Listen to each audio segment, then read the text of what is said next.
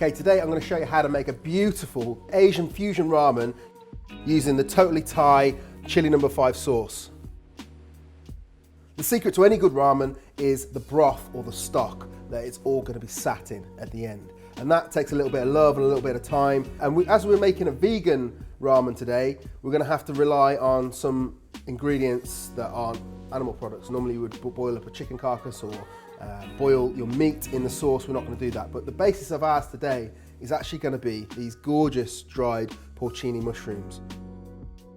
I'm going to put half of them into this pan of boiling water. I've got about 1.5 litres of water in here, and then I'm going to save the other half in this bowl and just add a little bit of water to those to rehydrate them for later. Next up, ginger. I leave the skin on.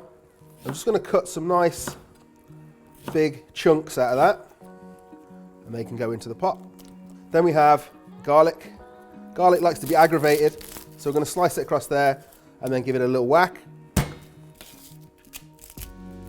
Put the whole lot in. Then we have galangal. So I'm just going to slice up into some chunks, and again give it a little aggravation, bruising the side of the knife just to get those flavours popping. So we're looking for heat, sweet, sour and salt to get that umami flavour. So in goes a couple of chillies for the heat. I'm just going to slice those in half, 1 and 2. Here comes your sour in the way of lime. There's juice of 2 whole limes going into this broth. Already smells absolutely insane. We've not even finished. Our sweet, by the way of some raw cane sugar. Some lemongrass for some fragrance. Again, aggravate it with the side of your knife. If you want to chop it in half so it fits in the pan, that's fine. Keep it fairly whole.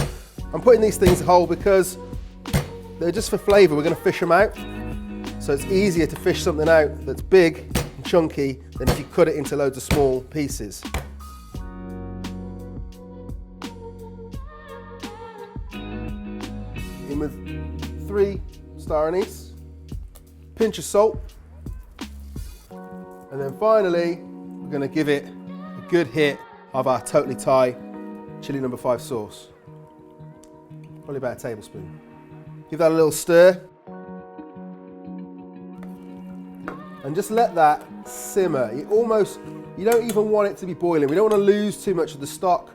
So you just want to have it just ticking over on the lowest heat you can for around about 1.5 hours, 2 hours. You could make this the day before, let it go cold and reheat it. It'd be even better.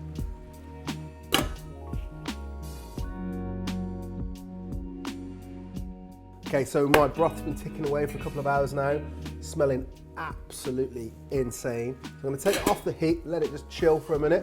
Take that to one side. I'm going to concentrate on getting the rest of the components together. So, screaming hot pan, a little bit of rapeseed oil, tablespoon. So we're going to quickly stir fry off some cashews, some broccoli, a little bit of baby corn, some mange tout, and some fresh mushrooms. Get your pan screaming hot, in first with the cashews.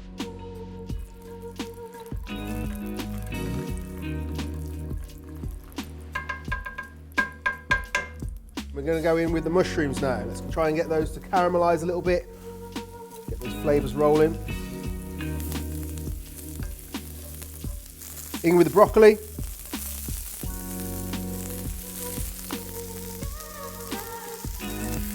Okay, and now finally we're going to go in with the mange tout and the baby corn and those porcini mushrooms that I soaked earlier.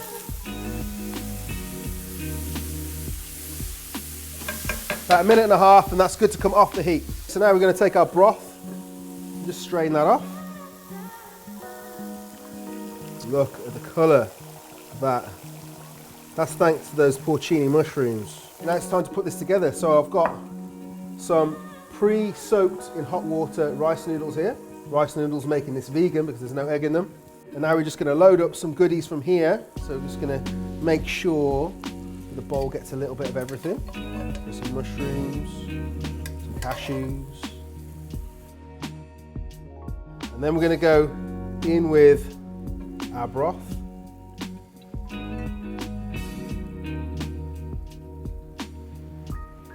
A few fresh chillies, a sprig of coriander, and a sprinkling of sesame seeds.